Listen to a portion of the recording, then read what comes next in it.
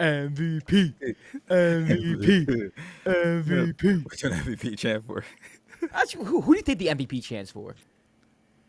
Who got the MVP? I'm sorry. I must have missed that.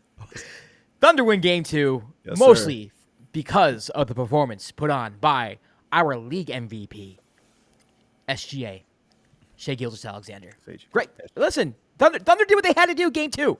This is what I was expecting. The spread was 11, and I'm like, I still think they might cover this. It has nothing to do with the Pacers, just everything to do with how good I think this Thunder team is and how I think they'll respond. And it happened. All right, Kwab, let's get to the box score. The Thunder beat the Pacers 123-107. SGA 34-8-5. MVP.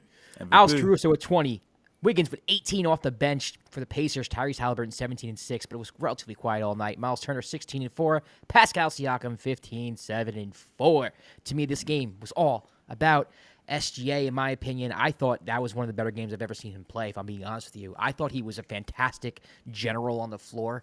You know, for me, a lot of my complaints, if any, with SGA, but I do like him as a player. I don't want Thunder fans thinking that like I have beef with him.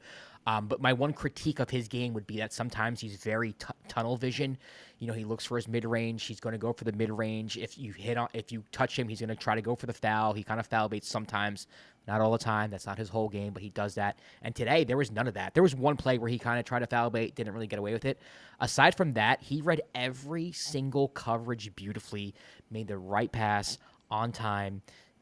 Hit his mid-range, got to his spots, took the shots when he was supposed to take the shots, passed the ball when he was supposed to pass the ball.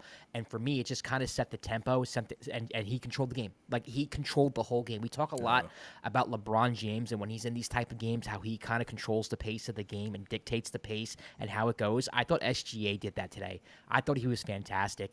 The start of this game was very hectic. The Thunder were turning the ball over early more than the Pacers. Yeah. It was a very fast, up-tempo game that seemed that it was going to favor the Pacers.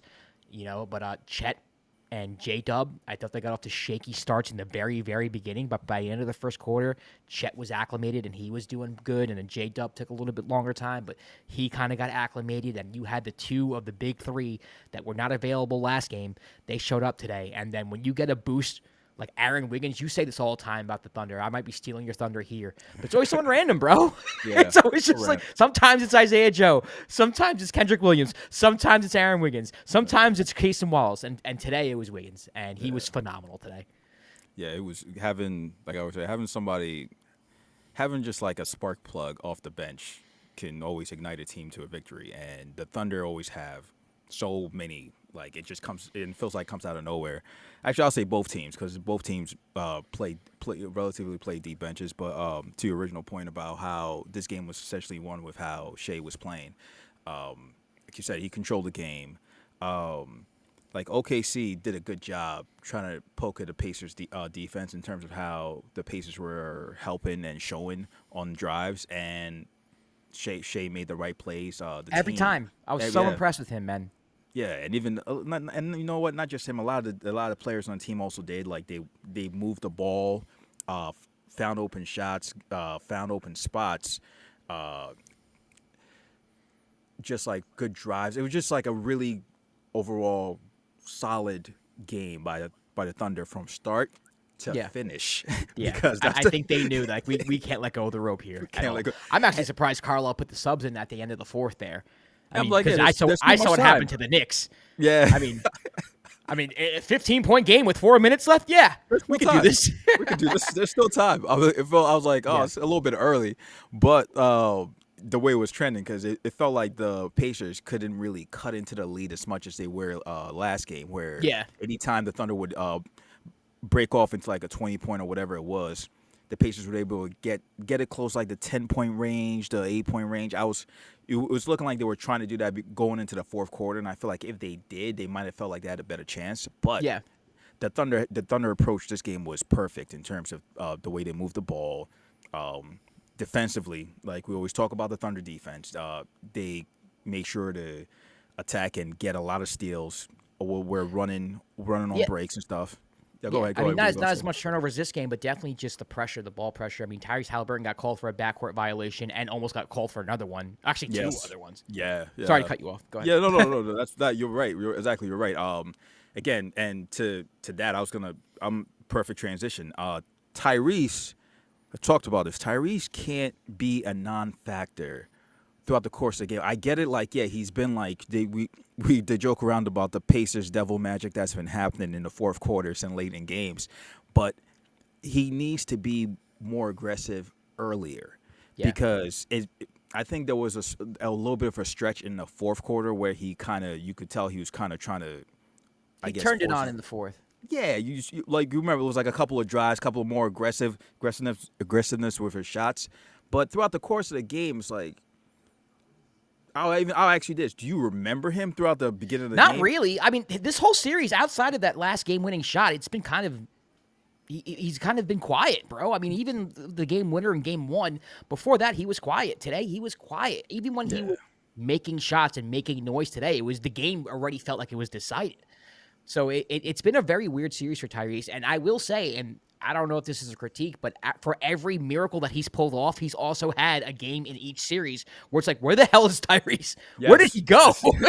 Yeah. So like as normal as like the miracles have been, it's also been normal that he goes away for a game. And I think that I don't know what that is. You know, I think the Pacers are very content on running offense without him and getting a good shot. You know, we watched in previous series where Nembhard and Miles Turner were going to pick and roll or the pick and pop, and they're very content with getting those type of shots. I thought the Pacers got decent shots today. They didn't make some open shots. They didn't make shots that they normally make. I don't think they played bad today. I just think the Thunder played really freaking good. I think today you saw close to what the Thunder ceiling could be. You know, they weren't turning the ball over and running on the Pacers that much. It was more just kind of like, we're going to stop you at the perimeter. It's going to get hard to get into the paint. I mean, they outscored them. I think they doubled the Pacers in points in the paint. Yeah, I think so too. So for me, I just feel like, you know, it was game two after a game one loss. This is exactly what I expected, right? Nothing today shocks me. I think game three is going to be very close and very contested, but it is kind of concerning where it's like, all right, it's 1-1. That's good. But Tyrese has been relatively quiet for like 6.5, 7 out of 8 quarters in this series. Yeah, and to me, when we talk about him being aggressive, we're not necessarily talking about him hunting his shot. Like, take the ball, get in the paint. He's one of the best playmakers in the league. So do more when you're in the court. It just feels like he's been content just kind of just being off to the side. And a couple of times where he was trying to make plays, like he was turning the ball over, started early off in the game. Like there was a couple of times where he tried to make a drive, got the ball stripped, and you just can't have that from him because he's too important for this team to be successful. And I think either Richard Jefferson and some maybe Doris were making note of the fact that he can't be this, I guess, passive throughout the course of the game and not be aggressive. Like he needs some sort of aggressiveness to just try to counteract the times when the Thunder are going crazy like this. Yeah. And it was like kind of a little bit of a close game here and there to start the game, but when the Thunder get going, as we all know, like it can get ugly real quick. Yeah, and I also think that the Thunder are doing a really good job switching on the perimeter. They're doing a really good job even when they don't switch on the perimeter if it's a big. You know, if they're in drop with like Isaiah Hartenstein or Chet, for instance, like they're getting over the screen. They're not giving Tyrese room to breathe. Yeah. And I think that's part of it too. You know, in the Knicks series, you know, they could run actions where Tyrese can get Karl Anthony Towns on a switch or even have him go against Jalen Brunson. He's cool with that. He was able to get mismatches. In this series, he's not getting mismatches. He's not. And the Thunder are really doing a great job of their roster is built for you not to get mismatches anyway. The only mismatch they really get, sometimes Pascal Siakam will get somebody smaller in the post. But even then, they're having a hard time feeding him. And even then, sometimes it's Alex Caruso, and Caruso was D'ing him up in the perimeter and not letting him get anything. It's a different. This Oklahoma City Thunder defense is just another level that they've experienced. You can't mismatch hunt them. It's hard to screen them. They can switch anything if you do screen them. So it's like what advantages can Tyrese really get? You know, he's not going to get a mismatch unless there's drop coverage with Isaiah Hartenstein or Chet. He really can't get downhill, especially if his man is not screening correctly. Yeah. I mean, I think Rick Carla has to find a way to get him off the ball more, maybe coming off down screens. I mean, there was a play where he like to your point, like I think you're about to say, where he came off a down screen, came off a curl, and caught it on a drive. Yeah, and like more plays like that just to get handoffs. Yeah. handoffs to him. I mean, also like set screen higher, like this, set the screen up higher. Maybe at the half court line and have him coming downhill where you can have more room to operate. There's different ways to get him going. I think that's up to Carlisle because right now he's been too quiet. And to be honest with you, if I'm a Pacer fan, I was like, all right, Tyrese has been quiet, and it's 1-1 going back to Indy. That's a good sign. You It's a take good it, sign if you're a right? Pacer fan. You take it. I Yeah. got I'll say two questions. Are you surprised the Pacers haven't played more zone, knowing how much the Thunder struggled with the A zone little. in previous Yeah, series? they went to the 2-3 zone today, but I feel like it was too late. They were already down Yeah. 17. And don't get me wrong, you could come back down 17. The Pacers have been doing Yeah, it all if you're the playoffs. Pacers, yeah. If But you're the it Pacers, was at the point where it was more like, this is desperate. It wasn't like, this is what we're going to do against y'all. It was okay. It didn't do too much. Jalen Williams, went to the free throw line. They were fouling within it.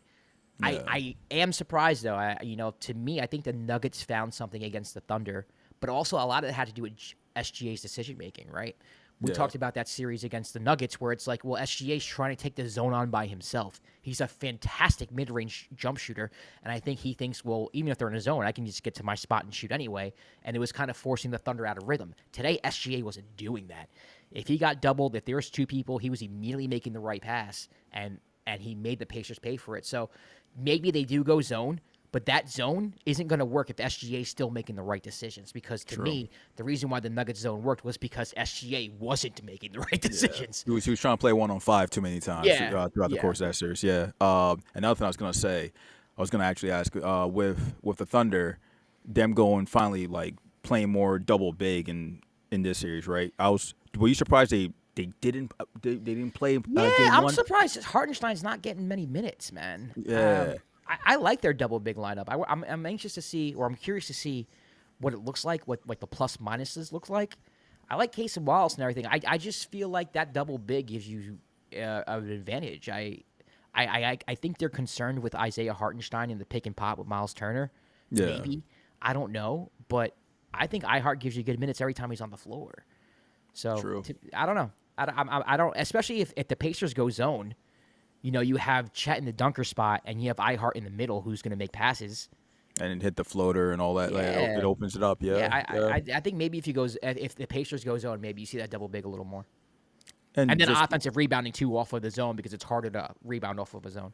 Yeah, I was gonna say too, because like the one advantage last series that the Knicks had on the Pacers was when they went double big was the offensive rebounding because of Mitchell Robinson.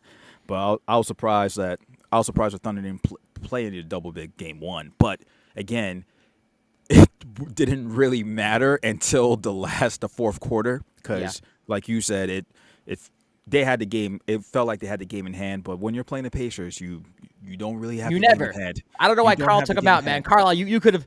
You never know what could have happened. Too much time. What are you doing? Too much time. Way It's too too much. much time. You gotta wait till the clock strikes zero, baby. Like you never know. Anything can happen with them boys. But the other thing I was gonna say too, with the Thunder, for them to, I guess,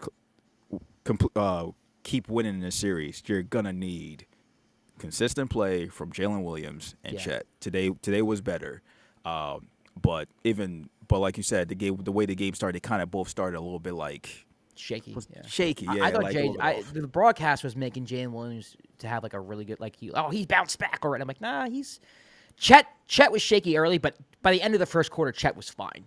Yeah. To me, it took J-Dub a little longer. So to me, like, if I'm a Thunder fan, this is a good sign. It's like, all right, J-Dub hasn't been himself. We'll be all right. Is it because is it part of it had to do with Neesmith usually starts on J-Dub too? Like that could be Maybe. you know. It could be. I mean, the Pacers are good defensively. Yeah. And another thing I think the Thunder did well today was like they didn't. What I appreciate what the Thunder are doing, and it's something I wish the Knicks did more of in the series against the Pacers, is like if you're denying SGA full court, fine. We'll have J-Dub bring it up. We'll have Chet bring it up sometimes. They're like, all right, whatever, and just they'll have someone else bring the ball up, and they run their offense and started it with SGA off the ball. Yeah.